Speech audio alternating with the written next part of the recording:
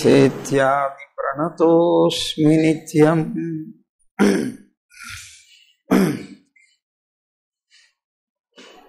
పితామహస్యాపి పితామహాయ ప్రాచేతసాదేశఫలప్రదాయ శ్రీభాష్యకారోత్తమదేశికాయ శ్రీశైలపూర్ణాయ నమో నమస్తాత్. శుక్లాంబరధరం విష్ణుం శశివర్ణం చతుర్భుజం ప్రసన్నవదనం ధ్యాయేత్ సర్వవిఘ్నోపశాంతయే. యస్యద్విరదవక్త్రాద్యాః పారిషద్యాః పరస్సతం విఘ్నం నిఘ్నంతి సతతం విశ్వక్సేనం తమాశ్రయే. జ్ఞానానందమయం దేవం నిర్మలస్ఫటికాకృతిం ఆధారం సర్వవిద్యానాం హయగ్రీవముపాస్మహే. పూజంతం రామ రామేతి మధురం మధురాక్షరం ఆరుహ్య కవితాశాఖాం వందే వాల్మీకికోకిలం. గోష్పదీకృతవారాసిం మశకీకృతరాక్షసం రామాయణ మహామాలారత్నం వందే నీలాత్మజం. మనోజవం మారుతతుల్యవేగం జితేంద్రియం బుద్ధిమతాం వరిష్టం వాతాత్మజం వానరయూధముఖ్యం శ్రీరామదూతం శిరసా నమామి.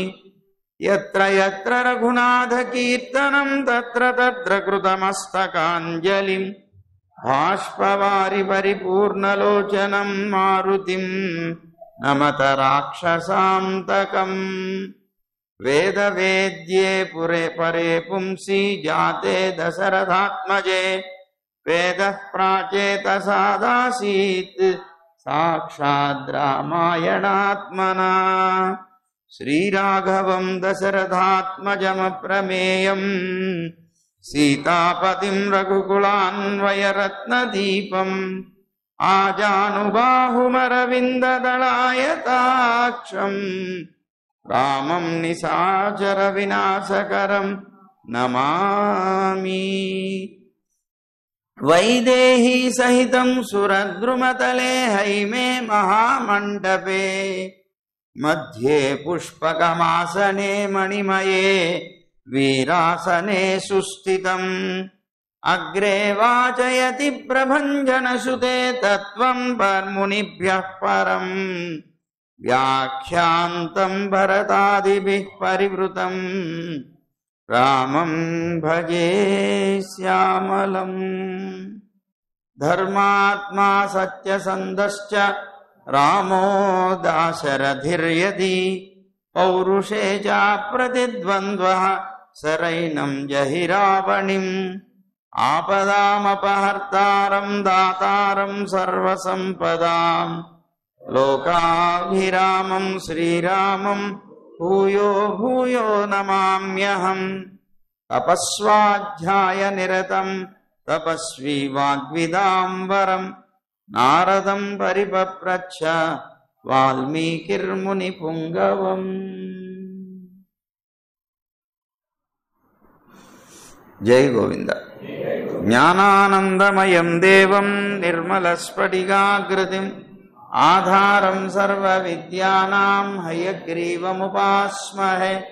శ్రీరంగసింహగిరిదేశికపాదసేవా ప్రాప్తాఖిల ద్రవిడవేదరహస్యజాతం శ్రీగౌతమాన్వయజమాశ్రితభాగధేయం గోపాలదేశికమహం శరణం ప్రపద్యే.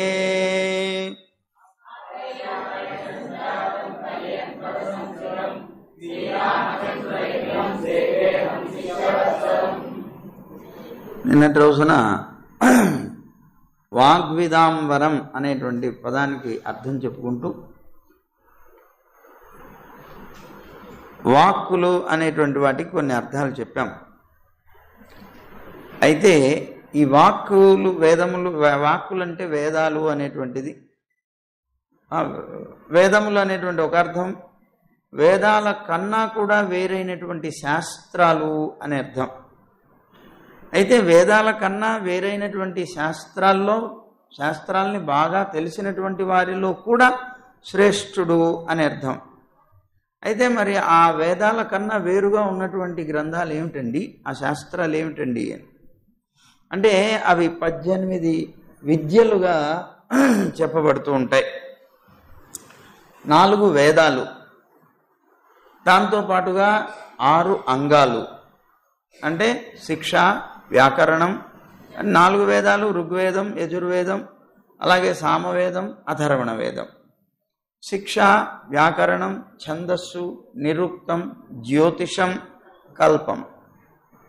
అలాగే దాంతోపాటుగా మీమాంస, న్యాయశాస్త్రం, ధర్మశాస్త్రం, పురాణం, ఆయుర్వేదం, ధనుర్వేదం, గాంధర్వం, అర్థశాస్త్రము అని 18 విద్యలు, ప్రధానంగా అష్టాదశ విద్యలు అంటారు వీటిని. అది రాసుకుంటే 18 విద్యలు. అష్టాదశ విద్యలు ఏమిటి అంటే 4 వేదాలు, ఋగ్వేదం, యజుర్వేదం, సామవేదం, అథర్వణ వేదం, 4. 6 అంగాలు: శిక్ష, వ్యాకరణం, ఛందస్సు, నిరుక్తం, జ్యోతిషం, కల్పం.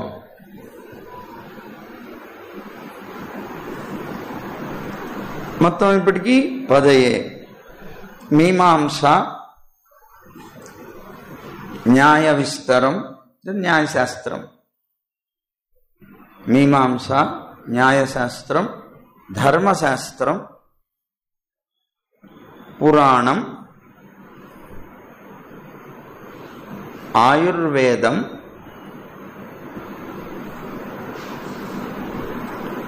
ధనుర్వేదం, గాంధర్వం. గాంధర్వం అంటే సంగీతం, సంగీత శాస్త్రం.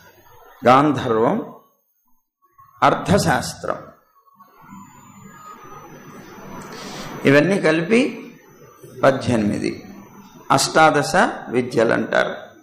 కనుక వీటన్నిటినీ కూడా బాగా తెలిసినటువంటి, ఇవి తెలిసినటువంటి వారిలో కూడా శ్రేష్ఠుడు అనమాట నారదుడు. అందుకని వాగ్విదాం వరం అని అన్నారు. తర్వాత ఇంకొక అర్థం చెప్తున్నారు. వాక్ అంటే సరస్వతి అని అర్థం. వాచా విద్యంతే అంటే లభ్యంతే అని అర్థం. అంటే అర్థం ఏంటి? ఇది వాగ్విద. వాగ్విధులు అంటే అర్థం ఏంటంటే సరస్వతి పుత్రులైనటువంటి వారు. ఎవరు? మరీచ్యాదులు, మరీచి మొదలైనటువంటి ఋషులు. సరస్వతి పుత్రులు అంటే చతుర్ముఖ బ్రహ్మగారి యొక్క పుత్రులు అన్నమాట. వారికి మొట్టమొదట పుట్టినటువంటి వారు మరీచ్యాదులు, ఒక 10 మంది దాకా ఉన్నారు. ఆ ఉన్నటువంటి వారు ఎవరైతే ఉన్నారో, ఇప్పుడు నారదుడు కూడా బ్రహ్మగారి యొక్క కుమారుడే కనుక మరీచ్యాదులైనటువంటి తన సోదరులు ఎవరైతే ఉన్నారో, సరస్వతి పుత్రులు ఎవరైతే ఉన్నారో, వారందరిలోకెల్లా భగవద్భక్తుడవడం చేత, నారాయణుడికి భక్తుడైనటువంటి విషయం చేత నారదుడు శ్రేష్ఠుడయ్యాడు. బ్రహ్మగారికి చాలామంది ఉన్నారు, కానీ నారదుడిని ఎక్కువగా మనం చెప్పుకోవడానికి కారణం ఏంటంటే భగవద్భక్తుడయ్యాడు కనుక. ఆయన సోదరుల్లో కూడా ఈయన శ్రేష్ఠుడుగా చెప్పబడుతున్నాడు. ఇలా నారద అంటే వాగ్విదాం వరం. అంటే వాక్ అంటే సరస్వతి, ఆ సరస్వతి అనేటువంటి ఆవిడ యొక్క పుత్రులైనటువంటి మరీచ్యాదులు ఎవరైతే ఉన్నారో వాళ్ళందరూ కూడా విద్వాంసులు. ఆ వాక్ విద్వాంసులు, వాగ్విదాం అంటే సరస్వతి యొక్క కుమారులైనటువంటి మరీచ్యాదుల్లో కూడా శ్రేష్ఠుడు గనక వాగ్విదాం వరం. వరం అంటే శ్రేష్టం అని అర్థం కనుక అదో శ్రేష్ఠుడు అనేటువంటి ఒక అర్థం చెప్పారు. ఇలా వాక్ అనేటువంటి శబ్దానికి అనేక రకాల చెప్తూ వాగ్విదాంబరం నారదుడు ఇలాంటి వాడు అని అన్నారు. అంటే దీన్ని బట్టి మనకి ఏం తెలిసింది? ఆచార్యుడికి ఉండవలసినటువంటి లక్షణాలు తెలిసాయి. ఉత్తమ కులంలో జన్మించడం కూడా దీన్ని బట్టి తెలుస్తోంది. ఎందుకు? బ్రహ్మగారి యొక్క సంతానం అని చెప్పారు కదా, అంటే బ్రాహ్మణ వంశంలో పుట్టినటువంటి వాడుగా చెప్పబడుతున్నాడు. సరే, మునిపుంగవం. ఇప్పుడు ఈ శ్లోకంలో ఏం చెప్పారు? తపస్వాధ్యాయ నిరతం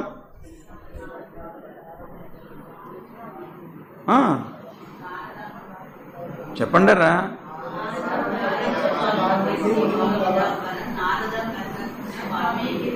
మునిపుంగవం అన్నారు కదా, ఆ మునిపుంగవం నారదం అన్నమాట. ఎవరండి ఈ మునిపుంగవులు అంటే నారదం. ఈ నారదుడికి సంబంధించినటువంటి విశేషణాలే ఇప్పటిదాకా మనం చెప్పుకున్నటువంటి వాగ్విదాంపరమణం కానీ తపస్వాధ్యాయ నిరతం కానీ ఇవన్నీ కూడాను నారదుడికి సంబంధించినటువంటి. అందువల్ల అట్లాంటి ఈ లక్షణాలన్నీ కలిగినటువంటి మునిపుంగవం అంటే మునిషు పుంగవో మునిపుంగవ అని. అంటే మునులంటే ఎవరు? భగవద్ధ్యాన నిరతులైనటువంటి వారు, భగవద్ధ్యాన నిరతులైనటువంటి వారు. ఆ భగవద్ధ్యాన నిరతులైనటువంటి మునులలో పుంగవుడు అంటే శ్రేష్ఠుడు అని అర్థం. భగవద్ధ్యానం చేసేటువంటి వాళ్ళల్లో శ్రేష్టమైనటువంటి వాడు. ఎందుకని? మొట్టమొదటి ఈయన యొక్క లక్షణాలు చెప్తూ తపస్వాధ్యాయ నిరతం అన్నారు కదా, అనేటువంటి విశేషణాల వల్ల తపస్సు స్వాధ్యాయంలో మంచి నిరతుడు అంటే దాని యందు మంచి ఆసక్తి కలిగినటువంటి వ్యక్తి అని. ఇక్కడ మనకి ఉపనిషత్తు చెప్తుంది, ఆత్మావారే ద్రష్టవ్య శ్రోతవ్య మంతవ్య నిధిధ్యాసితవ్య అని. ఆ శృతుల్లో కూడా శ్రవణం అనేటువంటిది ఒకటి చెప్పబడింది. ఆత్మావారే ద్రష్టవ్య శ్రోతవ్య మంతవ్య నిధిధ్యాస అంటే లోకంలో ఏదయ్యా నువ్వు చూడవలసింది ఏది లోకంలో అంటే ఆత్మే, వినవలసిందేది ఆత్మ గురించే, మననం చేయవలసిందేది ఆత్మ గురించే, ధ్యానం చేయవలసిందేది ఆత్మ గురించే. ఆత్మ అంటే ఏది? జీవుడా అంటే జీవుడికి కూడా ఆత్మ అని పేరుంది, భగవంతుడికి కూడా ఆత్మ అని పేరుంది. అంటే ఇప్పుడు సకల జగత్తుకి ఆత్మ అయినటువంటి వాడు పరమాత్మ కనుక ఇక్కడ ఆత్మశబ్దం పరమాత్మ సంబంధించింది అవుతుంది. ఆత్మవారే ద్రష్టవ్య అంటే అబ్బాయి నిన్ను నువ్వు చూసుకో అని కదా అర్థం. ఇక్కడ ఆత్మశబ్దానికి పరమాత్మ అర్థం అవుతున్నాడు. ఎందుకు? జగత్తంతటికి ఆత్మ ఆయనే కదా, జగత్తంతా ఆయనకి శరీరం కదా, మరి శరీరం అవుతున్నప్పుడు ఆత్మ ఆయనే అవుతాడు కదా. ఇక్కడ ఆత్మశబ్దం ఆయన. అందువల్ల ఆ పరమాత్మే మన చేత చూడదగినవాడు, దర్శింపదగినవాడు, వినదగినవాడు, మననం చేయదగినవాడు, ధ్యానం చేయదగినవాడు, అన్నీ కూడాను ఆయనే. అదే ఇందులో శ్రవణం కూడా చెప్పబడింది కదా. కనుక ఇక్కడ భగవద్ధ్యానం అనేటువంటిది చెప్పబడుతోంది, శ్రవణం అని చెప్పబడుతోంది. ఈ రెండు కూడాను చాలా చక్కగా కలిగినటువంటి వాడు ఇతను. ఎవరు? నారదుడు. మిగిలినవి అన్నీ కూడాను కలిగినటువంటి వాడు.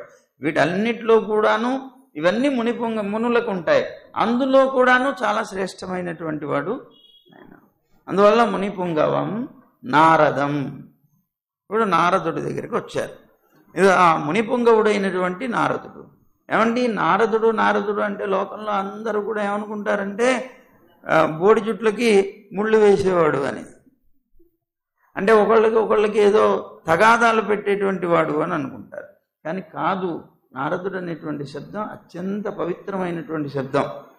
ఎలాంటిదిట అంటే నారము అనేటువంటి శబ్దాన్ని తీసుకున్నారు ముందు. నారం, నారద అని ఉంది కదా, దాంట్లో ఉండేటువంటి నారం, నరస్య సంబంధి నారం అని, నరుడికి సంబంధించినటువంటి దాన్ని నారం అంటారు. ఏమిటది? అజ్ఞానం. నరుడికి సంబంధించింది ప్రధానంగా ఒకటి అజ్ఞానం. తద్ధంతి అంటే ఖండయతి, ఆ అజ్ఞానాన్ని ఖండించేటువంటి వాడు నారద. నారదుడు అంటే అజ్ఞానాన్ని ఖండించేవాడు. అవఖండనే అనేటువంటిది ఒకటి ధాతువు అనుకోండి, అది నారద అనేటువంటి ఉంది కదా, ఆ దంతి అనేటువంటిది ఒకటి చెప్తూ ఆ ఉన్నటువంటి ఆ ధాతువు వల్ల వచ్చిందనమాట. అంటే అజ్ఞానాన్ని ఖండించేటువంటి వాడు. అందువల్ల నారదుడు అజ్ఞానాన్ని పోగొట్టేటువంటి వాడు అవుతున్నాడు కనుక, మరి అజ్ఞానాన్ని పోగొట్టేవాడు ఎవరండి? గురువు. అదే కదా గురు శబ్దం మనకి చెప్తోంది. గుశబ్దస్త్వంధకారత్వాత్ ఋషబ్దస్తన్ నిరోధక అంధకార నిరోధిత్వాత్ గురురిత్యభిధీయతే అని కదా చెప్తోంది. గు అనేటువంటి శబ్దం ఏమో అంధకారాన్ని తెలియజేస్తుంది, రు అనేటువంటిదేమో ఆ అంధకారాన్ని నివారిస్తుంది. అందువల్ల గురు అంటే అర్థం అంధకారాన్ని పోగొట్టేవాడు. అంధకారం అంటే ఏమిటి? అజ్ఞానం. అజ్ఞానం అనే అంధకారాన్ని పోగొట్టి జ్ఞానం అనేటువంటి జ్యోతిని ప్రకాశింపజేసేటువంటి వాడు కనుక గురు అనేటువంటి శబ్దం వచ్చింది. అందువల్ల ఇప్పుడు నారదుడు ఏమవుతున్నాడు? గురు శబ్దానికి యోగ్యమైనటువంటి వాడు అంటే గురువు అవుతున్నాడు. నారద శబ్దం అలాంటిది. అంటే లోక కళ్యాణకారకుడు అవుతున్నాడు. గురువు ఎవరు? లోక కళ్యాణకారకుడు. అంతేగాని కనిపించడానికి లోకానికి ఏదో గొడవలు పెడతాడు అని ప్రసిద్ధమైంది తప్ప తప్పు. అది పైపైన చూసేవాళ్ళ అజ్ఞానం అది. అలాగే నారదో నాశయన్నేతి నృణాం అజ్ఞానజం తమః అని నారద పురాణం స్పష్టంగా చెప్తోంది. ఏమని చెప్తోంది? నారదో నాశయన్నేతి నృణాం అజ్ఞానజం తమః. మనుషులకు వచ్చేటువంటి అజ్ఞానం వల్ల వచ్చేటువంటి తమస్సుని పూర్తిగా నాశనం చేసేటువంటి వాడు నారదుడు అని చెప్తోంది. ఇది ఒక అర్థం. ఇది అంటే అజ్ఞానమును ఖండించువాడు. ఇంకొక అర్థంలోకి వస్తే నారం అంటే జ్ఞానము అని అర్థం. తద్దదాతీతి నారద. నారము అంటే జ్ఞానమని కూడా ఒక అర్థం. అజ్ఞానమని ఉంది, జ్ఞానమని ఉంది. ఈ జ్ఞానమును తద్దదాతి, ద అనేటువంటి దాంతో దదాతి ఇచ్చేవాడు అవుతున్నాడు. జ్ఞానమును ప్రసాదించువాడు అంటే జ్ఞానప్రదుడు నారదుడు అన్నమాట. అంటే ఇప్పుడు చూడండి, మనం భాగవతంలో కూడా చూసాం. ఎవరు మన దక్ష ప్రజాపతి కొడుకులు ఉన్నారు. వాళ్ళు తపస్సు చేసుకోవడానికి వెళ్ళిపోతే వాళ్ళందరి దగ్గరికి వెళ్ళిపోయి నారాయణుడి గురించి ఉపదేశం చేసి వాళ్ళందరినీ మోక్షానికి పంపించారు. వాళ్ళకి సృష్టి కోసం అని దక్ష ప్రజాపతి తపస్సుకు పంపిస్తే వాళ్ళందరూ సృష్టి బ్రహ్మాండంగా చేయడం కోసం, దానికి తండ్రి గారికి సహకరించడం కోసం బలం కావాలి, నారాయణుడి యొక్క దేవతల యొక్క అనుగ్రహం పొందడం కోసం తపస్సు చేస్తుంటే నారద మహర్షి వచ్చి, వెర్రివాడా, మీ తండ్రిని నిన్ను తీసుకొచ్చి చెత్త కుప్పలో పడేస్తున్నారు, మురిగుంటలో పడేయడానికి ప్రయత్నం చేస్తున్నాడు, మీరంతా కూడా సంతానం కోసం భగవంతుడి గురించి తపస్సు చేయటం ఏంటయ్యా? ఇదో ఈ విధమైనటువంటి ఈ సంసారంలో పడడం కోసం తపస్సు చేయడం ఎందుకు? తపస్సులు అక్కర్లేదు, దానికి అవసరమే డామని పడిపోవచ్చు, ఇబ్బంది ఏం లేదు. దానికి తపస్సు చేయాల్సిన అవసరమే. దాని నుంచి బయటపడడానికి తపస్సు చేయాలి తప్ప దీనికి తపస్సు అక్కర్లేదు. వెర్రి వాళ్ళల్లారా దాంట్లో పడితే ఇదిగో ఇలా ఉంటాయి, కష్టాలు ఉంటాయి, నష్టాలు ఉంటాయి అని సంసారం యొక్క వివరణమంతా కూడా వాళ్ళకి చెప్పి దీని నుంచి బయటపడడానికి మీరు ప్రయత్నం చేయాలి. సంసారం పడటం కోసం, సంసారంలో ఉండడం కోసం ఇన్ని సంవత్సరాలు తపస్సు చేసి మీ జీవితాన్ని వృధా ఎందుకు పరుచుకుంటారు? హాయిగా భగవంతుడు నారాయణుడి గురించి తపస్సు చేయండి. ఆయన తప్ప ఉత్తమమైనటువంటి వాడు ఇంకొకడు లేడు. ఆయన్ని పొందితే పొందేటువంటి ఆనందం తప్ప మీ జీవితంలో ఇంకేది అవసరం కాదు. ఇలాంటి వాటి కోసమే మానవ జన్మ వచ్చింది. ఆయన్ని పొందడానికి గొప్ప అవకాశాన్ని పొంది మీరు దుర్వినియోగం చేసుకుంటున్నారని ఉపదేశం చేస్తే అప్పుడు వాళ్ళ యొక్క ఆలోచన అంతా మార్చేసుకొని వాళ్ళు నారాయణుని పొందడం కోసంగా, అంటే మోక్షం పొందడం కోసం తపస్సు చేశారట. తపస్సు చేస్తే నారాయణుడు ప్రత్యక్షమై వాళ్ళందరికీ మోక్షం ఇచ్చాడు. 10,000 మంది, ఒకళ్ళు కాదు, ఇద్దరు కాదు, వాళ్ళందరికీ మోక్షం ప్రసాదించాడు. మోక్షం ప్రసాదిస్తే పిల్లలు సృష్టి కోసం అని చెప్పి తపస్సు చేసి రావాలి, ఇంకా రాలేదేమిటని ఎదురు చూస్తున్నాడు దక్షుడు. అరే వీళ్ళు ఇంకా రాలేదేంటని కబురు పంపిస్తే వాళ్ళు ఇంకెక్కడున్నారు, ఎప్పుడో మోక్షానికి వెళ్ళిపోయారు అన్నారు. మోక్షం పొందడం ఏంటి, తపస్సు సృష్టి కోసం వాళ్ళని పంపిస్తే అని మళ్ళీ సంతానం కన్నాడు. మళ్ళీ 10,000 మందిని మళ్ళీ పంపించాడు బాబు.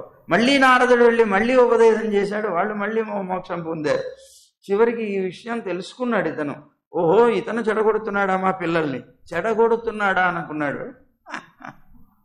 విచిత్రం చూడండి. సంసారి ఎప్పుడు కూడా భగవత్పరంగా వెళ్ళేటువంటి వాడిని ఎవరైనా ప్రోత్సహిస్తుంటే మా పిల్లవాడిని చెడగొడుతున్నాడు అనుకుంటాడు. ఎందుకు? సంసారంలో కూరుకుపోవాలనేటువంటి ఆశ. మొన్న ఎవరో ఒక అమ్మ వచ్చి మమ్మల్ని అడుగుతోంది, ఆ పిల్లవాడికి ఇంకా వివాహం కాలేదు, ఎందుకు కావట్లేదు, ఏమిటి కారణం? నష్టం ఏంటమ్మా, వివాహం కాకపోతే రుణం లేదు, ఆనందంగా సుఖంగా పడవచ్చు కదా. వివాహం కాలేదంటే భార్యకి రుణం లేడు, సంతానం కలగదు, సంతానానికి రుణం లేడు. ఎవరికి రుణం లేని, రుణగ్రస్తుడైన వాడు దుఃఖపడాలి కానీ రుణం లేనటువంటి వాడు దుఃఖపడాల్సిన అవసరం ఏంటమ్మా, ఏం ప్రాబ్లం లేదు అంటే, అట్లా కాదండి, వాడు కూడా సంసారంలో అరే అంటే అర్థం ఏంటి? వాళ్ళు కూడా ఇప్పుడు మేమంతా కష్టపడుతుంటే వాడు ఒక్కడు సుఖపడ్డా, ఇది ఎలా సంభవం? వాడు కూడా మాకులాగా కష్టపడి తీరవలసిందే, ఇవన్నీ రుచి చూడవలసిందే, తను తినవలసిందే, తిట్లు తినవలసిందే, గొడవలు పడవలసిందే. ఇవన్నీ కూడా మేము పడుతూ ఉంటే వాడు ప్రశాంతంగా హాయిగా భగవంతుని తలుస్తూ సుఖంగా, ఇది ఎక్కడ సాధ్యం? ఇది అనుకొని అన్నట్లుగా పడవలసిందే అంటుంటే మాకు నవ్వొచ్చింది. ఇది అందుకని ప్రయత్నాలు చేస్తారట వివాహం కోసం నీ పిల్లలకి అని అంటుంటారు కొంతమంది.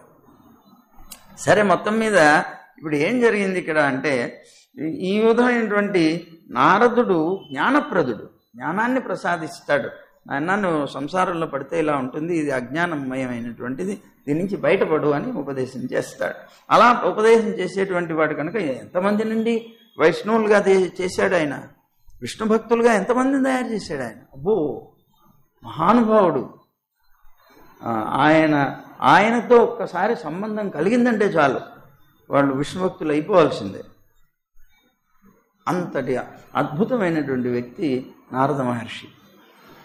అంటే ఇప్పుడు అజ్ఞానాన్ని పోగొట్టేవాడు తానే, జ్ఞానాన్ని ప్రసాదించేవాడు తానే. ఇప్పుడు సంసారం అనే అజ్ఞానాన్ని పోగొట్టాడు, భగవంతుడు అనేటువంటి జ్ఞానాన్ని ప్రసాదించాడు. ఆ పేరుకి తగినట్లు ఆచరణలో కూడా అది కనిపించింది. అదనమాట నారదుడు అంటే.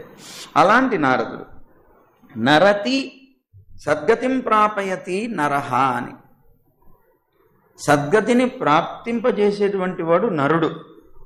ఏమండి, ఇప్పుడు నరుడు అంటే ఎవరండి? పరమాత్మ కదా. మరి మోక్షం ఇచ్చేవాడు ఆయనే కదా. మరి మోక్షం ఇచ్చేవాడు పరమాత్మ. నరుడు అని. సయేవ నారహ, అతనే నారుడు, నారము అనేటువంటి శబ్దం చేత చెప్పబడుతున్నాడు భగవాన్. తం దదాతి.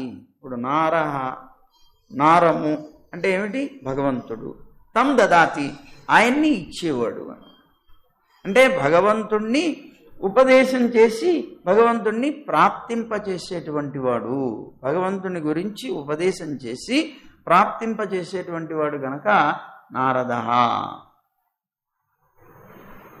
ఇప్పుడు నారద శబ్దంలో ఏమర్థమైంది మనకి? ఆచార్యుడు. ఈ క్రియలన్నీ చేసేవాళ్ళు ఎవరు? సంసార సంబంధాన్ని గురించి వివరంగా చెప్పి, ఇంతకన్నా భయంకరమైనటువంటి నరకం ఇంకోటి లేదు నాయనా, ఇంతకన్నా మురికి కోపం ఇంకోటి లేదు నాయనా, దాంట్లో పడితే ఏదో బురదలో పొర్లేటువంటి పందుల్లాగా మన జీవితం అంతా నాశనం చేసుకోవడమే అని ఉపదేశం చేసి, దీని నుంచి బయటపడాలి అని ఉపదేశం చేసి, బయటపడితే ఆనందంగా ఉంటుందా అండి అంటే, ఆ పరమాత్మ యొక్క స్థానం పొందితే తప్ప నీకు ఆనందం రాదు అని చెప్పి, ఏ లోకానికి వెళ్ళినా కూడాను నువ్వు పొందవలసినటువంటి నిత్యమైనటువంటి ఆనందాన్ని పొందలేవు అని చెప్పి, నిత్య ఆనందం లభించేటువంటి స్థానం వైకుంఠధామం అని చెప్పి, ఆ వైకుంఠధామాన్ని పొందింపచేసేటువంటి వాడు ఆచార్యుడు. ఆచార్యులు అంటే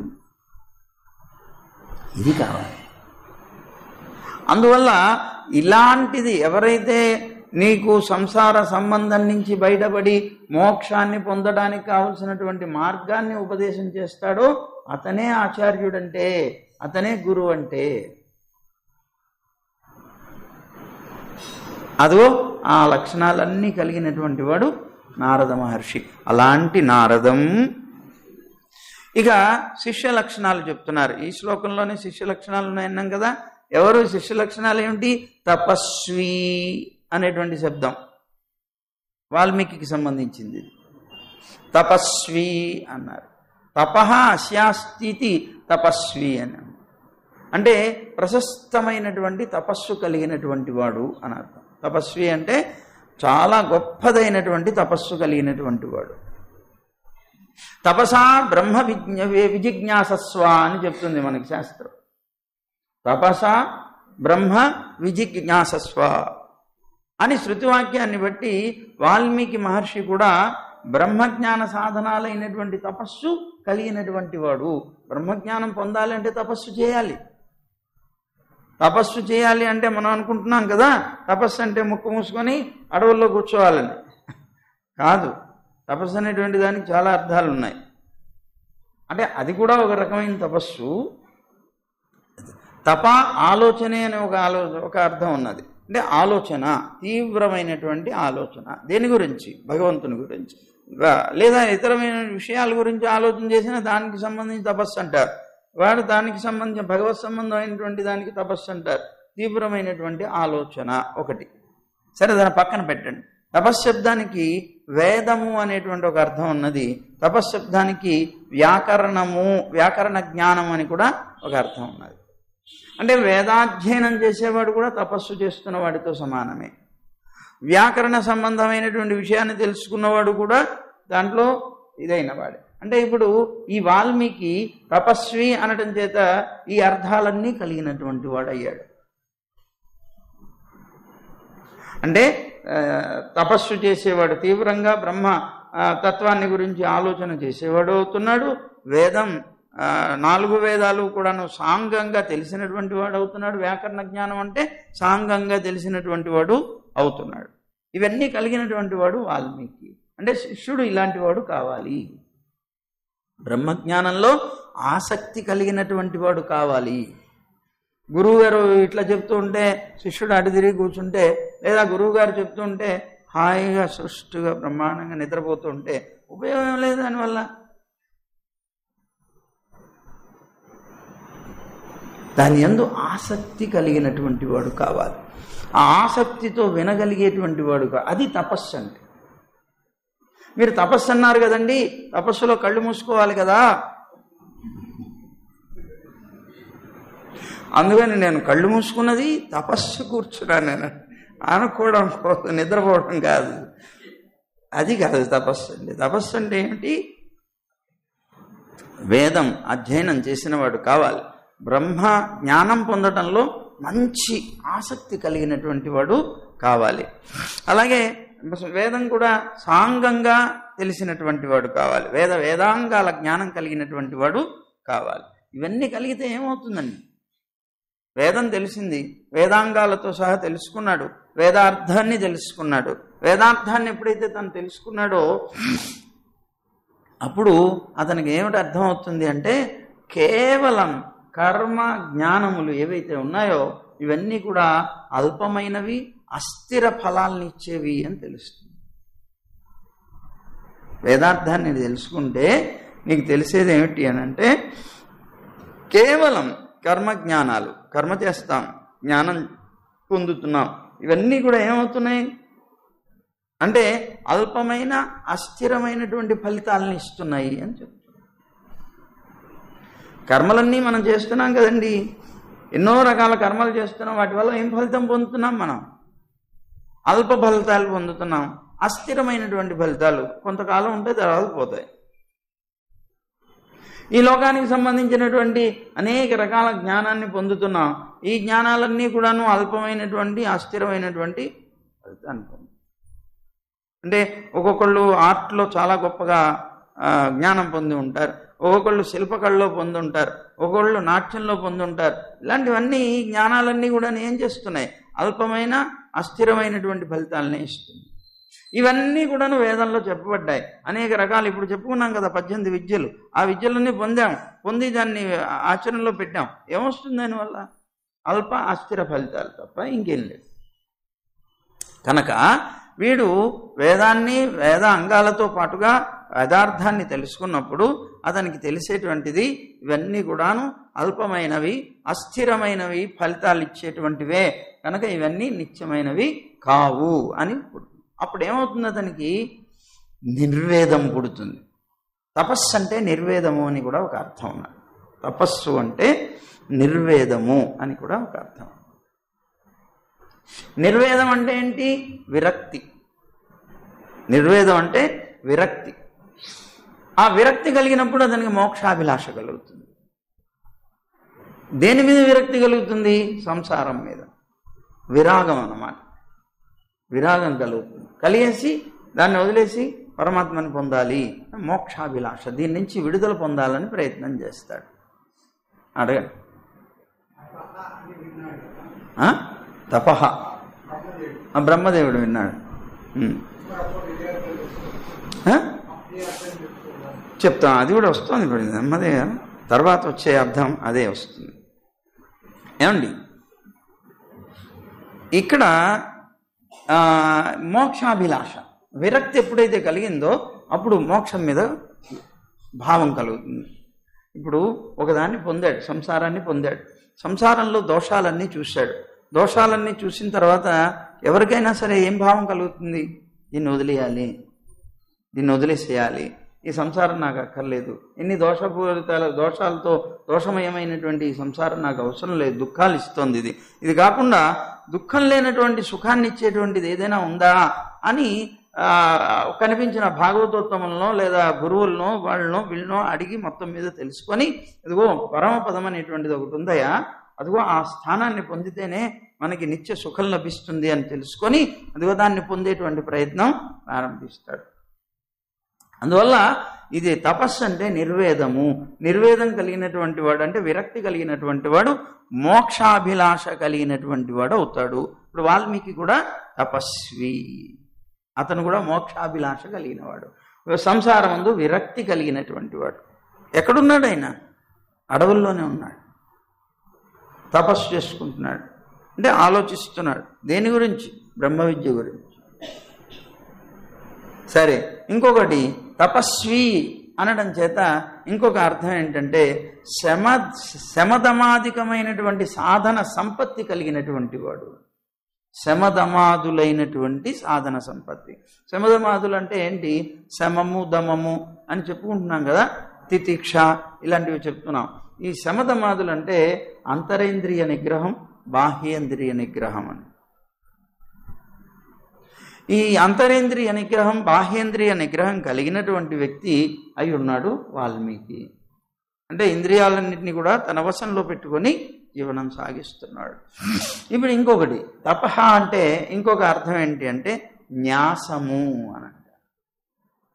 న్యాసము, న్యాసం అంటే శరణాగతి. ఇప్పుడు మీరు అడిగారే ఇందాక, ఈ తపహ అనేటువంటి పదానికి ఇది అర్థం తీసుకోవాల్సి. అంటే నన్ను శరణాగతి చేయి, నీకు జ్ఞానాన్ని ప్రసాదిస్తాను. తపహ తపహ తపహ, తపస్సు చేయి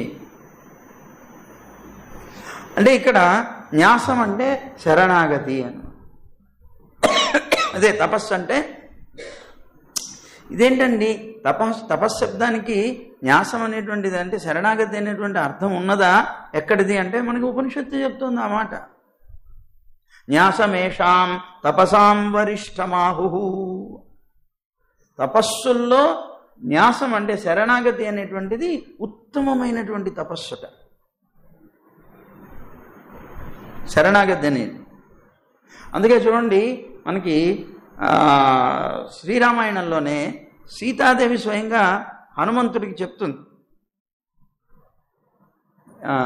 నేను తపస్య అనుపాలనాత్, నేను తపస్సులో ఉన్నానయ్యా, కనుక తపస్సులో ఉన్నాను కనుక నీతో పాటు నేను రాలేను. తపస్సులో ఉన్నామంటే ఏంటి? అతను చెరబట్టి తీసుకొచ్చాడు కదా, ఈవిడ తపస్సు అంటుంది ఏమిటి అంటే ఇక్కడ తపశ్శబ్దానికి శరణాగతి అని అర్థం. నేను రాముణ్ణి శరణాగతి చేసి ఉన్నాను. శరణాగతి లక్షణాల్లో ఒకటి ఉన్నది, తన రక్షణ తాను చేసుకోవడం కానీ ఇతరుల రక్షణ అపేక్షించడం కానీ కూడదు. తాను ఎవరినైతే ఆశ్రయించారో ఆ పరమాత్మ యొక్క రక్షణ మాత్రమే కోరుకుంటూ జీవించాలి. ఇప్పుడు నువ్వు వచ్చి నన్ను తీసుకుని వెళ్ళిపోతా అంటే నీతో పాటు నేను వచ్చేస్తే నా తపస్సు భంగం అయిపోతుంది కదా, అంటే నా శరణాగతి అనేటువంటిది భంగం అయిపోతుంది. తపస్సు అంటే శరణాగతి అనే అర్థంతో సీతాదేవి కూడా అక్కడ చెప్పిందనమాట. కనుక ఇక్కడ దీంట్లో చెప్పినట్లుగా న్యాసమేషాం తపసాం వరిష్టమాహు, తపస్సుల్లో చాలా గొప్పదైనటువంటిది ఏమిటి అంటే న్యాసం. న్యాసం అంటే శరణాగతి. అదే మనకి భగవద్గీతలోకి వచ్చినప్పుడు శ్రీకృష్ణ పరమాత్మ కూడా తద్విద్ధి ప్రణిపాతేన పరిప్రశ్నేన సేవయ అని చెప్పారు. ఇక్కడ ఆ ఒక్క వాక్యం వరకు తీసుకుంటే తద్విద్ధి ప్రణిపాతేన, ఇక్కడ శరణాగతి. ప్రణిపాతం అంటే శరణాగతి చేయటం, ఆ శరణాగతి లక్షణాలు అన్నమాట. ఈ శరణాగతి లక్షణాలు కలిగినటువంటి వాడు వాల్మీకి తపస్వి అంటే. తపస్సు అంటే శరణాగతి అయినప్పుడు తపస్వి అంటే శరణాగతి లక్షణాలు కలిగిన వాడు, శరణాగతి చేయగలిగేటువంటి స్వభావం కలవాడు, అంటే అహంకారి కాడు. ఇదన్నమాట. అట్లాంటి తపస్వి వాల్మీకి.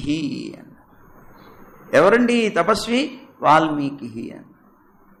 ఈ వాల్మీకి అని అంటున్నాం కదా, అసలు ఈ వాల్మీకి అనేటువంటి శబ్దానికి అర్థం ఏంటండి అని అంటే వల్మీకస్య అపత్యం పుమాన్ వాల్మీకి అని. అంటే పుట్ట నుండి పుట్టినవాడు అని అర్థం. వాల్మీకం అంటే పుట్ట నుండి పుట్టినవాడు. ఏమండి, అయితే ఇక్కడ చిన్న సందేహం వచ్చింది. వాల్మీకి పుట్ట నుంచి పుట్టాడు అంటున్నారు కదా, మరి విష్ణు పురాణంలో ఇలా ఉంది కదండి అన్నారు. ఏమిటి విష్ణు పురాణంలో ఏమున్నది అని అంటేట, ఇతను భృగుపుత్రుడు అని ఉన్నది. భృగుపుత్రుడు ఎలా అయ్యాడు? వాల్మీకి అంటే పుట్ట నుంచి పుట్టాడు అంటున్నారే, మరి భృగుపుత్రుడు అని ఉంది. ఇంకో చోట ప్రాచేతస్సుడు అని కూడా చెప్పబడుతుంది. ప్రచేతస్సుని యొక్క కుమారుడు అని చెప్పబడుతుంది.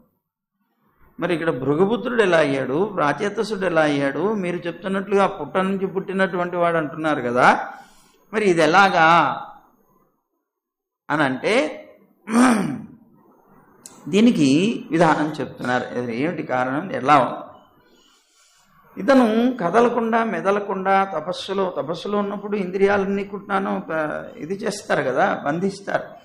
ఆ బంధించి తపస్సు చేసుకుంటున్నప్పుడు, అంటే బంధించడం అంటే స్వయంగా కావాలని బంధించరు, భగవంతుని మీద ధ్యాస మరలినప్పుడు శరీరం ఇంకా పనిచేయదు. సమాధి స్థితి అంటారు దాన్ని. ఆ సమాధిలోకి వెళ్ళిపోయినప్పుడు భగవంతుడితో ఈ ఆత్మకి సంబంధం ఏర్పడినప్పుడు ఆ సుఖాన్ని, ఆ ఆనందాన్ని అనుభవిస్తున్నప్పుడు ఈ బాహ్య ప్రపంచాన్ని మర్చిపోతారు. బాహ్య సంబంధమైన తన శరీరం కూడా తాను విస్మరిస్తాడు. అలా తన శరీరాన్ని కూడా తాను విస్మరించి తపస్సు చేసుకునేటువంటి స్థితిలో ఇతను కదలకుండా మెదలకుండా ఉన్నప్పుడు ఇతని పైన మరి ఒక స్థాణువులాగా ఉండిపోయాడు కదా. ఒక స్థాణువుగా ఉన్నప్పుడు ఇప్పుడు చూడండి, పుట్టలు పెట్టేస్తాయి చీమలన్నీ శరీరం మీద వ్యాపించి. ఎందుకని? ఇది మాంసపూరితమై ఉన్నది కదా. ఈ మాంసాన్ని తినటం కోసంగా మంచి ఆహారం, చాలా పెద్ద గొప్ప ఆహారం లభించిందని చెప్పి స్టాండర్డ్ అంటే పర్మనెంట్గా దాని మీద ఒక పుట్ట కూడా కట్టుకొని దాన్ని తినేటువంటి ప్రయత్నం చేస్తుంది. ఈ పుట్టలు కట్టేసినాయి, పాదాల దగ్గర నుంచి శిరస్సు దాకా పుట్టబట్టింది. బ్రహ్మాండమైనటువంటి తపస్సులో ఉన్నాడు, అతనికి ఏమీ తెలియటం లేదు. ఆ ఒంటి మీద పుట్టబట్టింది తెలియట్లేదు, ఆ ఉన్నటువంటి చీమలో పురుగులో ఏవో తింటూ ఉన్నటువంటి విధానం కూడా ఈ శరీరం మీద ధ్యాస లేదు కదా, స్పర్శే లేదు. అలాంటి స్థితిలో తపస్సు చేస్తున్నాడు ఆయన. అద్భుతమైనటువంటి తపస్సు బ్రహ్మలోకం దాకా వెళ్ళింది. ఆ వెళ్ళినప్పుడు ఆ బ్రహ్మగారు చూసి ఇతన్ని రక్షించాలి, వచ్చి ఇతనికి కావాల్సింది ఏదో ఇవ్వాలి. అప్పుడు ఏం చేయాలి? వరుణుణ్ణి పంపించాడు. వెళ్ళవయ్యా, వెళ్ళు ముందు, అసలు అతను బయటపడేలాగా చెయ్యి, అదో పుట్టబట్టేసి ఉన్నాడు ఇక్కడ అంటే. ఇప్పుడు వరుణుడు వచ్చి పెద్ద వర్షాన్ని కురిపించడం చేత ఈ పుట్టంతా కూడా కరిగి బయటపడ్డాడు. అందుకని పుట్టలో నుంచి పుట్టాడు అని అన్నారు. ఆ వరుణుడు అలా చేయడం వల్ల ఇతన్ని అంటే ఇప్పుడు వాల్మీకి అని పిలిచారు. పుట్ట నుంచి బయటపడడం వల్ల వాల్మీకస్య అపత్యం పుమాన్ అని చెప్పారు.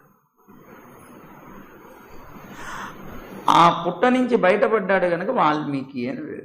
దీన్ని బట్టి ఒక గుణం తెలుస్తుంది, ఆయనకున్నటువంటి గుణం ఏమిటి తెలుస్తుంది దీన్ని బట్టి అంటే, వాల్మీకి అని రాగానే, ఆ శబ్దం రాగానే మనకు గుర్తు రావాల్సింది శమదమాదులు కలవాడు.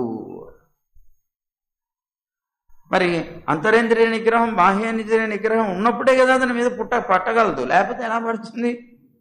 ఓ చిన్న చీమ ఎక్కితేనే గొప్ప తపస్సులో ఉన్నా చెయ్యో అనుకుంటే నువ్వు తపస్సు ఏమిటి? అలా కాకూడదు అన్న. అందువల్ల ఇంకొకటి, బ్రహ్మవేత్త మహాపురాణంలో చతుర్ముఖ బ్రహ్మగారే ఈ పేరు పెట్టినట్లుగా కూడా ఒక ప్రమాణం ఉంది. అథా బ్రవీన్ మహాతేజ బ్రహ్మలోక పితామహ వాల్మీక ప్రభవో యస్మాత్ తస్మాత్ వాల్మీకిరిత్యసౌ. ఆ చతుర్ముఖ బ్రహ్మే అన్నారట, ఏమన్నారట, పుట్ట నుంచి పుట్టాడు గనక ఈయనకి వాల్మీకి అనే పేరు ప్రసిద్ధమవుతుంది. ఆయన నామకరణం చేశారు. సరే మంచిదండి, ఈయనకి వాల్మీకి అని పేరు ఇలా వచ్చింది. మరి భృగుపుత్రుడు అన్నారే, ఇది ఎట్లా? ప్రచేతసుడు అన్నారు, ఎట్లా అంటే అసలు ఆయన చరిత్ర ఒకసారి విందామయ్యా అన్నారు పెద్దవారు. ఏమిటండి చరిత్ర? 2 రకాలుగా ఉంది, మనం ఒక రకం చెప్తున్నాం. వరుణుడు అనేటువంటి ఆయన ఒక మహర్షి. వరుణుడు అనే ఒక మహర్షి ఉన్నాడు. ఇతను దండకారణ్యంలో నివసిస్తూ ఉండేవాడు. అయితే ఈయన యొక్క పెద్ద కుమారుడు భృగువు అనేటువంటి ఒక మహర్షి. అతడు తండ్రిని సేవించి అతని వల్ల బ్రహ్మజ్ఞానాన్ని పొందాడు. భృగు మహర్షి తండ్రి వల్ల బ్రహ్మజ్ఞానాన్ని తెలుసుకొని, తండ్రి నేను ఈ సంసారంలో పడను, నన్ను అనుగ్రహించండి, నేను తపస్సుకు వెళ్ళిపోతాను అని తపస్సుకు వెళ్ళిపోయాడు. ఇతనికి 2వ కుమారుడు హారీతుడు అని పేరు కలిగినటువంటి వాడు. ఈ హారీతుడు చిన్న పిల్లవాడు, చాలా చిన్నవాడు. చిన్న పిల్లవాడు అవటం వల్ల బాల్యావస్థ, ఈ బాల్యావస్థలో ఆడుకుంటారు కదా మామూలుగా, ఈ వరుణుడి యొక్క ఆశ్రమంలో ఆడుకుంటూ ఉన్నాడు. సరే అలా పెరుగుతున్నాడు. అతను చిన్న వయస్సులో ఉన్న సమయంలో ఒకసారి సనక సనందాది ఋషులు ఆ ఆశ్రమానికి వచ్చారు. వారేంటంటే ఈ వరుణ మహర్షితో కూర్చొని భగవత్ సంబంధమైనటువంటి విషయాలు ఎప్పుడు చర్చ చేసుకోవడం ఒక అలవాటు ఉన్నది. ఆ అలవాటు ప్రకారంగానే వీళ్ళు వచ్చారు. సనకాది ఋషులు వచ్చారు, కూర్చున్నారు చక్కగా. వీళ్ళు క్రాంతదర్శులు కదా. మరి ఋషులంటే, క్రాంతదర్శులు అంటే ఏంటి అర్థం? భూత భవిష్యత్ వర్తమానాలు తెలిసినవారు క్రాంతదర్శి అంటారు వాళ్ళని, ఋషుల్ని. కనుక ఈ భూత భవిష్యత్ వర్తమానాలు తెలిసిన వాళ్ళు కనుక రాబోయే కాలంలో శ్రీరామచంద్రుడుగా పరమాత్మ నారాయణుడు అవతరించబోతున్నాడు అనేటువంటి విషయం వీళ్ళకి ముందుగానే తెలిసి వీళ్ళు ఇక్కడికి వచ్చి ఇక్కడ కూర్చొని వీళ్ళతో మాట్లాడుతున్నారు. ఆ ఉన్నటువంటి ఋషితో చర్చ చేస్తూ వాళ్ళు యోగ దృష్టితో చూసినటువంటి ఆ రామచంద్రుడి యొక్క చర్యలన్నీ కూడాను, క్రియలన్నీ కూడాను వారు ఒకరినొకటి చెప్పుకుంటూ ఆనందాన్ని అనుభవిస్తున్నారు. పరమాత్మ రాముడిగా వస్తారట, రాముడు ఇలా చేస్తాడు, అలా చేస్తాడు, అవన్నీ కూడా యోగ దృష్టితో చూసినటువంటి వీళ్ళు అవన్నీ చెప్పుకుంటున్నారు, పరమానందాన్ని అనుభవిస్తున్నారు. సరిగ్గా ఆ సమయంలో ఈ హారీతుడు అనేటువంటి ఈ పిల్లవాడు ఆశ్రమంలో ఆడుకుంటూ తిరుగుతున్నాడు. తిరుగుతూ ఉంటే అక్కడే పెంపుడు నెమళ్ళు ఉన్నాయి, పెంపుడు నెమళ్ళు. ఆ నెమళ్ళు కూస్తుంటాయి కదా. మరి ఆ నెమళ్ళు కూస్తుంటే కూస్తున్నటువంటి నెమళ్లతో ఇతను కూడా పెద్దగా కూస్తూ ఆడుకుంటూ తిరుగుతున్నాడు. ఎప్పుడైతే ఈ శబ్దం చేస్తూ ఇతను తిరుగుతున్నాడో, ఈ శబ్దం వల్ల సనకాది ఋషులందరికీ నిశ్చలమైనటువంటి ప్రసంగంలో హాని ఏర్పడింది. పరమాత్మ గురించి గొప్ప ఆనందం పొందుతున్నటువంటి వాళ్ళకి ఇది పెద్ద ఆటంకం కలిగించింది. చాలా కోపం వచ్చింది. వెంటనే సనత్కుమారుడు లేచాడు. లేచి ఆ పిల్లవాడిని నువ్వు కిరాతకుడు అవుతావు అని చెప్పించాడు. మేము భగవత్ సంబంధమైనటువంటి ప్రసంగంలో ఆనందాన్ని పొందుతూ ఉంటే మధ్యలో నువ్వు వచ్చి ఇలా గట్టిగా కేకలు వేస్తూ మాకు భంగం కలిగిస్తావా? నువ్వు కిరాతకుడు అవుతావు అని చెప్పించాడు. ఎందుకని? ప్రశాంతంగా బతుకుతూ ఉన్నటువంటి పక్షి జంటన్ని నాశనం చేసేవాడే కదా కిరాతకుడు. వాళ్ళ సుఖాన్ని, ఆనందాన్ని నాశనం చేసేవాడు కిరాతకుడు. గనక నువ్వు కూడా వచ్చి భగవదానందం పొందుతూ ఉన్నటువంటి మాకు ఇలాంటి కష్టాన్ని కలిగించావు గనక కిరాతకుడు అవుతావు అని చెప్పించాడు. పక్కనున్నటువంటి ఋషులందరూ బిత్తరపోయారు. అరే, ఇంత చిన్న పిల్లవాడు ఇతను, ఇంత పెద్ద శాపం ఇచ్చారేంటి మహర్షి అని చాలా ఆశ్చర్యపోయారు. కానీ ఎవరు మాట్లాడలేకపోయారు. అప్పుడు వరుణుడే వచ్చి, ఆ పిల్లవాడి తండ్రి కనుక, ఆ పిల్లవాడికి ఇంత గొప్ప శాపం పొందితే తండ్రి ఎలా ఒప్పుకోగలుగుతాడు? వచ్చి వెంటనే ఆయన కాళ్ళ మీద పడ్డాడు. మహాప్రభు, ఆ పిల్లవాడిని రక్షించండి. చిన్న పిల్లవాడు, వాడికి తెలియక అజ్ఞానం చేశాడు కనుక ఇతనికి ఆ శాప విమోచన ఉపాయాన్ని కూడా చెప్పండి అని ప్రార్థించాడు. ప్రార్థిస్తే అప్పుడు సనత్కుమారుడు ఏం చేశారు అన్నారు కదా, ఇతను తన అన్న తపస్వి అయినటువంటి భృగువుకి సంతానమై పుడతాడు. ఈ శరీరాన్ని వదిలేసిన తర్వాత ఇతని అన్నగారైనటువంటి భృగు ఎవరైతే ఉన్నారో, మహాతపస్వి అయినటువంటి ఆయనకి ఇతను సంతానమై పుడతాడు. పుట్టి వేదాంగ పారంగతుడవుతాడు. వేదాంగాలతో సహా చక్కగా అధ్యయనం చేస్తాడు. కానీ కొంతకాలానికి నా శాప కారణం చేత, నేను కిరాతకుడుకు కమ్మన్నాను కదా, అందుకని పుట్టడం అయితే అలాగే పుడతాడు ఆ భృగు వంశంలో. కానీ తర్వాత నా శాపం చేత ఒక కిరాతక స్త్రీని పెండ్లాడి కిరాతక వృత్తితో జీవనాన్ని సాగిస్తాడు. ఆ తర్వాత కొంతకాలానికి సప్త ఋషుల యొక్క సందర్శనం మూలంగా శాపం నుంచి విముక్తుడవుతాడు అని ఉపదేశం చేశారు. వాళ్ళు ఇతనికి రామనామాన్ని ఉపదేశిస్తారు. ఇతను ఆ రామనామాన్ని జపించి బ్రహ్మ యొక్క అనుగ్రహం చేత వాల్మీకి అనే పేరుతో ప్రసిద్ధిని పొందుతాడు అని సనత్కుమారుడు అతనికి వరం ఇచ్చి, ఇతను శ్రీరామాయణం అనేటువంటి ఉద్గ్రంథాన్ని లోకానికి ప్రకాశపరుస్తాడు, అది రచిస్తాడు అని కూడా చెప్పి వెళ్ళారు. అంటే పెద్దల యొక్క శాపం కూడా ఒక కారణం కోసమే వస్తుంది. ఏదో లోక కళ్యాణం కోసంగానే జరగబడుతుంది. ఇప్పుడు మనకి సామాన్యంగా చూస్తే చిన్న పిల్లవాడిని ఇంత పెద్ద శాపం పెట్టాడు ఈ మహర్షి ఎవరండి అని అనిపిస్తుంది. కానీ జరగబోయేటువంటి దానికి ఇది నాంది అన్నమాట. సరే, ఇలా చెప్పించాడు. సరే, ఇతను భృగువంశంలో పుట్టాడు. శరీర త్యాగం అయిపోయిన తర్వాత ఆయనకి సంతానం అయ్యాడు. అయిన తర్వాత వారు చెప్పినట్లుగానే ఆ శాపం వశాత్తు అది మంచి వేదాంగ పారంగతుడు అయినప్పటికీ కూడా ఆ తర్వాత కిరాతక స్త్రీతో సంబంధం ఏర్పడి అతను జీవనం సాగిస్తున్నాడు.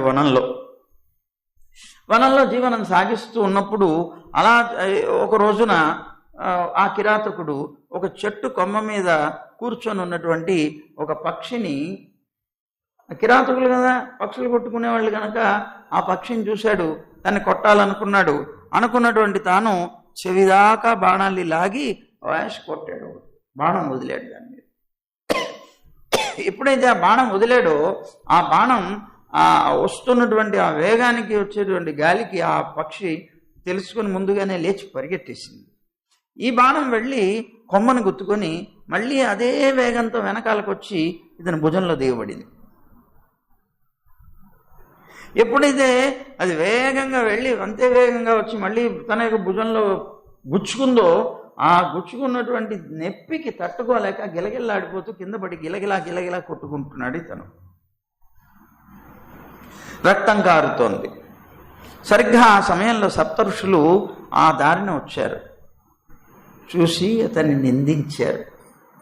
ఏమన్నారు? మూర్ఖుడా, నువ్వు ఉత్తమమైనటువంటి బ్రాహ్మణ కులంలో పుట్టావు, ఇలాంటి నీచ వృత్తిని నువ్వు చేస్తూ బతుకుతున్నావు. ఇలాంటి బాణాలు ఎన్ని మృగాలని ఎన్ని పక్షుల్ని కొట్టి నువ్వు వాటిని చిత్రహింస చేశావు. నీకు అప్పుడు తెలియలేదా ఈ బాధ? ఈవేళ ఆ బాణం నీకు తగిలేటప్పటికే ఆ కష్టాన్ని దుఃఖాన్ని నువ్వు అనుభవిస్తున్నావా?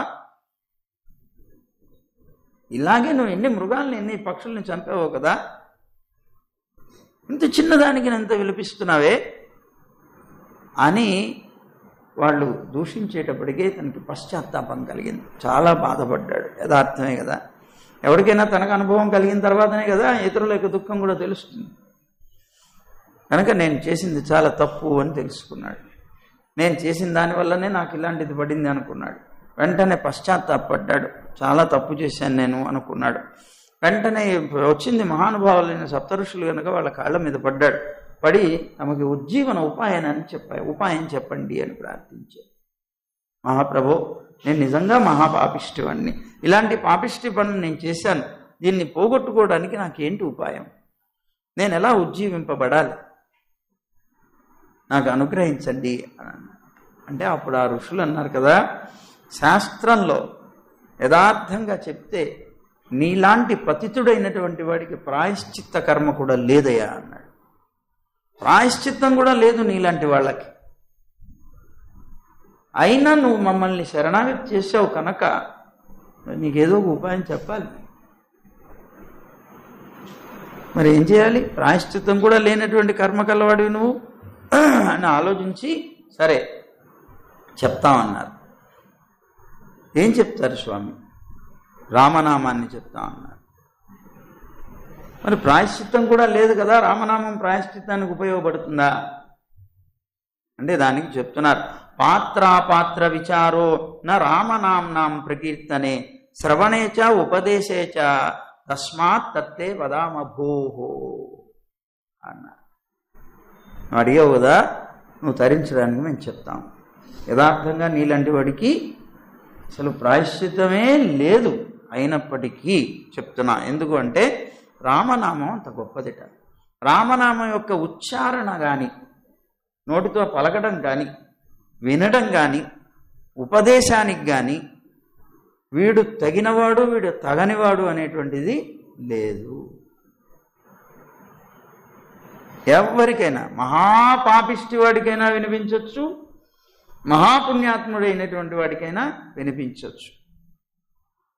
ఇంకా ఇలాంటి విచారణతో కూడా పని లేదయా, అందుకని అందరికీ చెప్పదగింది కనుక నీకు ఆ మంత్రాన్ని చెప్తాను రా అని రామనామాన్ని ఉపదేశం చేశారు. ఆ వాల్మీకం నుంచి పుట్టినవాడు గనక ఇతనికి వాల్మీకి అని పేరు వచ్చింది. ఆ భృగు వంశంలో పుట్టినవాడు గనక భార్గవుడు అని పేరు వచ్చింది. వరుణుడి యొక్క స్పర్శత సంబంధం కలిగినటువంటి వాడు గనక ప్రచేతసుడు అని పేరు వచ్చింది. అట్లా ఒక విధమైనటువంటి పేర్లు కొన్ని వచ్చాయని చెప్పుకుంటూ చెప్తారు. తర్వాత నువ్వు ఇక్కడ మంత్రాన్ని ఇచ్చి రావి చెట్టు కిందనే కూర్చో, శ్రీరామచంద్రుడి యొక్క రూపం ఇలా ఉంటుంది అని వర్ణించారు వాళ్ళు. ఎందుకు? ఇంకా అవతారం కాలే, వారు వర్ణించినది వారి యొక్క యోగ దృష్టితో వారు చూసినటువంటిది చెప్పారు. చెప్పి ఈ రామనామాన్ని నువ్వు ఉచ్చరిస్తూ కూర్చో, ఈ రూపాన్ని ధ్యానిస్తూ కూర్చో అని ఆపాదమస్తకం కూడా ఆయన యొక్క రూపాన్ని వర్ణిస్తే అది స్మరిస్తూ ఆయన జపిస్తూ అలా కూర్చున్నట్ట వాల్మీకి. ఆ తర్వాత అదిగో రామాయణాన్ని రచించారు అని. అప్పుడే అన్నమాట రామనామాన్ని జపిస్తున్నప్పుడే పుట్టలు పట్టాయి. దానివల్లనే ఆయనకి ఇలా వచ్చింది. అది ఆయన పూర్వజన్మ చరిత్ర అన్నమాట. ఇప్పుడు ఇదంతా మనం చెప్పి సరే, ఇక రామాయణాన్ని అనుగ్రహిస్తున్నటువంటి వాల్మీకి మహర్షి అసలు ఏ గ్రంథాన్నైనా సరే ప్రారంభించేటప్పుడు ముందు దేవతా నమస్కారం, గురు నమస్కారం చెయ్యాలి అని చెప్పుకున్నాం. ఏంటండి ప్రారంభం చేసేప్పుడు మనం ఎలా ప్రారంభించాలి, అసలు ఏంటి అనేటువంటిది.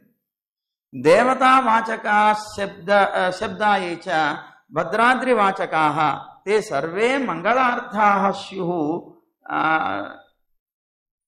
లిపితో గణతోపివా.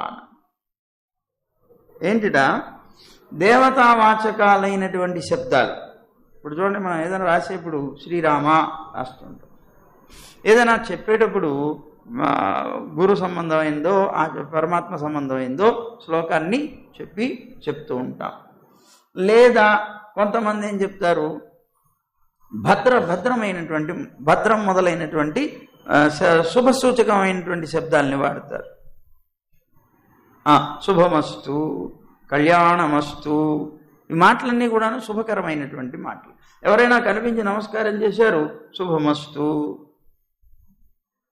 అలాగా వాళ్ళకి శుభాన్ని సంబంధించినటువంటి మాటలు రాసేటప్పుడు కానీ పలికేటప్పుడు కానీ ఇలాంటి శబ్దాలు పలకాలట. లెక్కించేటువంటివి ఎప్పుడైనా లెక్క పెట్టేటప్పుడు కూడా కొంతమంది ఏమంటారు చెప్పు,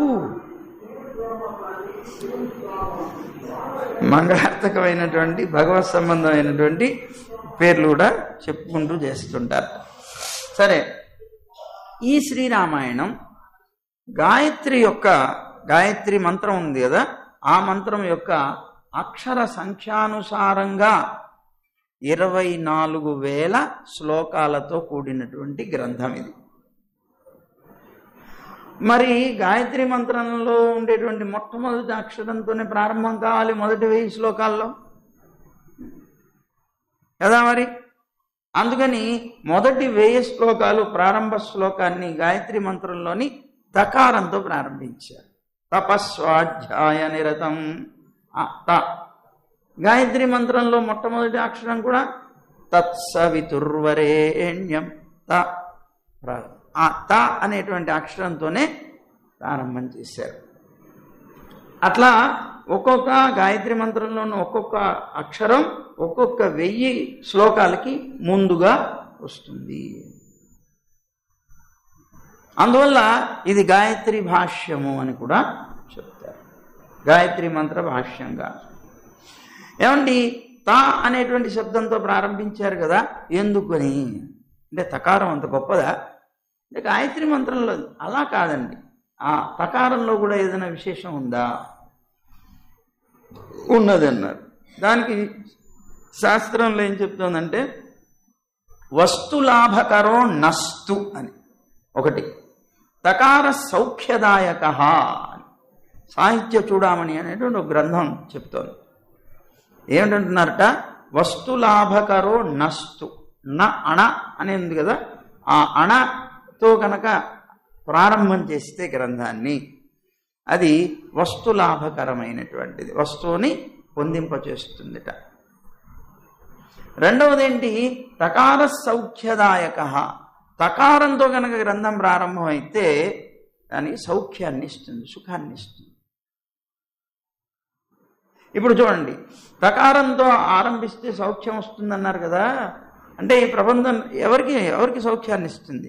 ప్రబంధం రచించిన వాడికి సౌఖ్యాన్ని ఇస్తుంది, అలాగే ఆ ప్రబంధానికి సౌఖ్యాన్ని ఇస్తుంది, అలాగే దాన్ని చదివే వారికి కూడా సుఖాన్ని కలిగిస్తుంది. అలా అలాగే ఇంకో చోట తకారో విఘ్ననాశక అని చెప్తుంది శాస్త్రం. తకారంతో కనుక ప్రారంభిస్తే విఘ్నాలు ఉండవు. ఆ గ్రంథం ప్రారంభంలో తకారంతో కనుక ప్రారంభం చేస్తే విఘ్నాలు ఉండవు. అది విఘ్నాలున్నా నశింపచేస్తుంది అని చెప్పబడేది. అందుకని ఈ తకారం అనేటువంటిది గ్రంథారంభానికి శుభకరమైనటువంటిది. ఏమండి, సరే, ఇప్పటి వరకు కూడా ఈ శ్లోకంలో మనం ఏం చెప్పుకున్నాం అని అంటే వాల్మీకి నారదుల యొక్క స్వరూపం చెప్పబడింది. వాల్మీకి ఎవరో, నారదుడెవరో. ఆ వాల్మీకి మహర్షి శిష్యుడైతే నారదుడు గురువు అయ్యాడు. ఇక్కడ ఇంకొకటి ఏంటి, వాడిద్దరి యొక్క స్వరూపం కాకుండా గురు శిష్యుల యొక్క స్వరూపం కూడా చెప్పబడింది. గురువు ఎలా ఉండాలో, శిష్యుడు ఎలా ఉండాలో వాళ్ళ యొక్క స్వరూప స్వభావాలు కూడా చెప్పినట్లు అయిందన్నమాట. అంటే ఇక్కడ పైకి కనిపించట్లేదు, ఇది ధ్వనిస్తున్నది. ఇప్పుడు అర్థాలన్నీ మనం చెప్పుకుంటే తెలుస్తున్నాయి. తపస్సు గలవాడు అంటే దాంట్లో ఇప్పుడు నారదుడు అంటే అర్థం ఏంటి, ఇలా చెప్పాడు. ఇవన్నీ కూడాను ఆయా శబ్దాల్లో ధ్వనిస్తున్నాయి, పైకి కనిపించకుండా లోపల కనిపిస్తూ ధ్వనించేటువంటి శబ్దాలు అవుతున్నాయి. అందుకని వాక్యగత వస్తువుతో వస్తుధ్వని అంటారు. ఇది వస్తువు ధ్వనిస్తున్నది. ఇప్పుడు రామాయణం అంతా కూడా ధ్వన్యర్థ ప్రధానమైనటువంటి కావ్యం. దీంట్లో చాలా ధ్వనిస్తాయి. పైకి కనిపించేటువంటి అర్థం ఒకలాగా ఉంటుంది, దాంట్లో వెనకాల వేదాంతార్థం అనేటువంటిది ఒకటి స్పష్టంగా తెలుస్తుంది. స్పష్టంగా తెలుసుకుంటే తెలుస్తుంది, పెద్దల ద్వారా తెలుసుకున్నప్పుడు తెలుస్తుంది. అందువల్ల ధ్వన్యర్థం అంటారు, దాన్ని ధ్వనిస్తున్నది. సరే, ఇప్పుడు ఇంతకీ వాల్మీకి నారదుల యొక్క చరిత్ర అంటే మీన్స్ దానికి సంబంధించిన విషయం తెలుసుకున్నాం, శిష్య గురువులు. ఇప్పుడు ఈ నారదుడు మనకి ఇందాకేం చెప్పారు, వైష్ణవులు ఎంతమందినో తయారు చేస్తారన్నారు, అందరికీ విష్ణు తత్వాన్ని బోధిస్తారన్నారు. అసలు ఈ లోకంలో ఇప్పుడు మనం విష్ణు తత్వాన్ని గురించి తెలుసుకోవడానికి ప్రధానమైనటువంటి గ్రంథాలు ఏమున్నాయి చెప్పండి? శ్రీమద్భాగవతం, రామాయణం, విష్ణు పురాణం, ఇలాంటివన్నీ కూడాను ప్రధానంగా ఉన్నాయి. మనకి ఎక్కువగా వినిపించేటువంటివి శ్రీమద్ రామాయణం, శ్రీమద్ భాగవతం, మహాభారతం కదండి. మరి భగవతత్వాన్ని, మిగిలినవన్నీ ధర్మాలు తెలియజేస్తాయి, భగవతత్వాన్ని పరిపూర్ణంగా తెలియజేసేటువంటి గ్రంథాలు ప్రధానంగా శ్రీమద్ రామాయణం, భాగవతం అంటాం. ఈ రెండిటికి కూడా గురువు నారదుడే అయ్యాడు. ఎందుకు? ఇప్పుడు వాల్మీకి ఉపదేశం చేసింది ఎవరు? నారదుడే. ఇప్పుడు వస్తుంది, నారదుడు వస్తాడు, నారదుని అడుగుతున్నాడు. ఇప్పుడు అడిగారు కదా, తపస్వాధ్యాయ నిరతం ప్రారంభమైంది కదా, ఇక తర్వాత ఆయన ప్రశ్న వేస్తాడు, ప్రశ్నతో ప్రారంభిస్తాడు అన్నాం కదా, ప్రశ్న కూడా వేస్తాడు. అదేమిటో చూద్దాం తర్వాత. ఇప్పుడు వాల్మీకి మహర్షికి ప్రధానంగా గురువయి రామాయణం అవతరించడానికి కారణమైనటువంటి వాడు నారదుడు. అలాగే వ్యాస మహర్షికి గురువయి శ్రీమద్ భాగవతం అవతరించడానికి కారణమైనటువంటి వాడు నారదుడు. అంటే విష్ణు తత్వాన్ని లోకంలో వ్యాపింపచేసినటువంటి మహానుభావుడు నారద మహర్షి. అయితే ఇప్పుడు మనం గురువు ఎవరనుకోవాలి? ఆయనే అనుకోవాలి. ఇప్పుడు మొన్న వ్యాస పూర్ణిమ జరిగింది.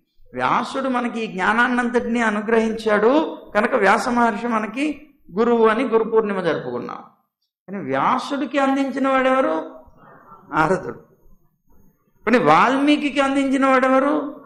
నారదుడు. అంటే గురు పూర్ణిమ నాడు నారదుడిని కూడా మనం ఆరాధన చేయాలి తప్పనిసరి.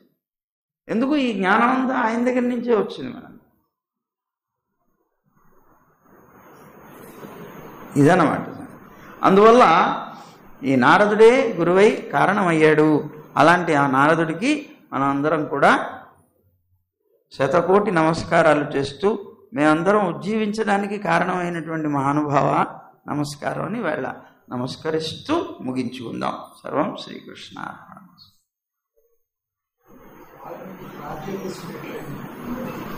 ప్రచేతసుడు అని పిలువబడతాడు వరుణుడు అనేటువంటి ఆయన. అందువల్ల ప్రాచేతసుడు.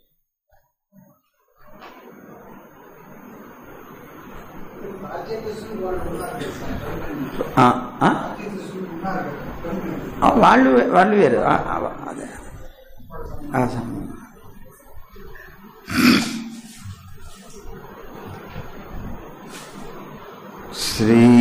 శ్రీరామ శ్రీరామ రామ రామ శ్రీరామ రామ రామ రామ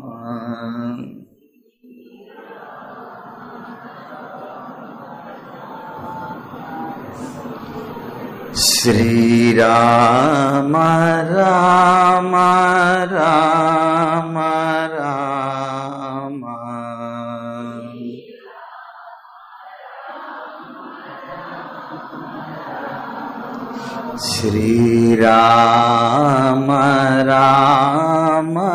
రామ రామ శ్రీరామ రామ రామ రామ శ్రీరామ రామ రామ రామ శ్రీరామ రామ రామ రామ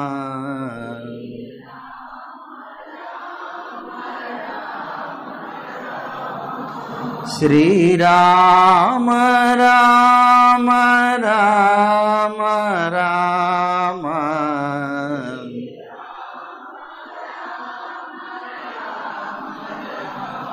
శ్రీరామ రామ రామ రామ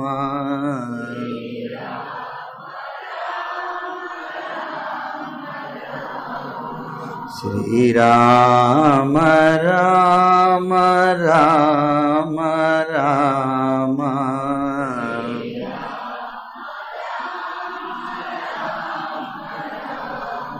శ్రీరామ రామ రామ రామ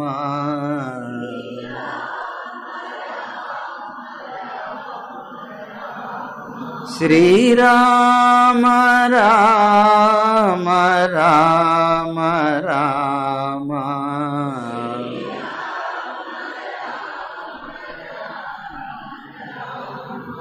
శ్రీరామ రామ రామ రామ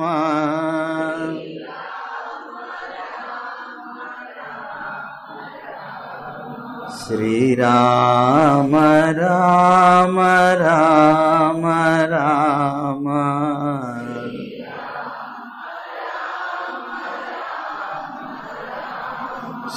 శ్రీరామ రామ రామ రామ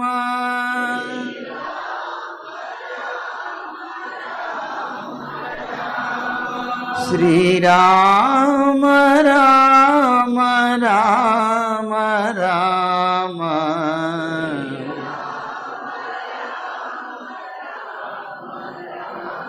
శ్రీరామ రామ రామ రామ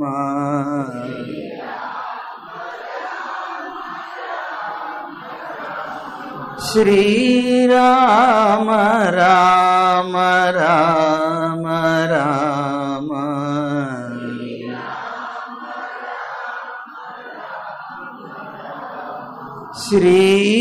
శ్రీరామ రామ రామ రామ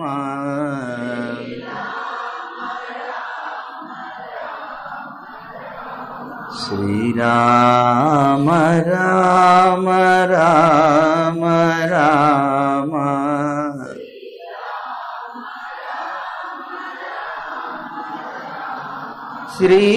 శ్రీరామ రామ రామ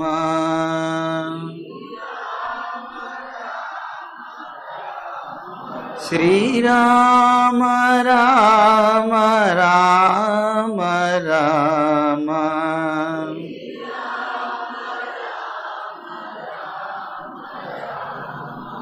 శ్రీరామ రామ రామ రామ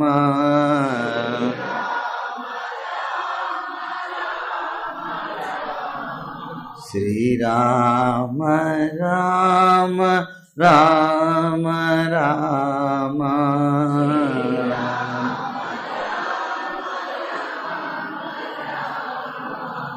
శ్రీరామ రామ రామ రామ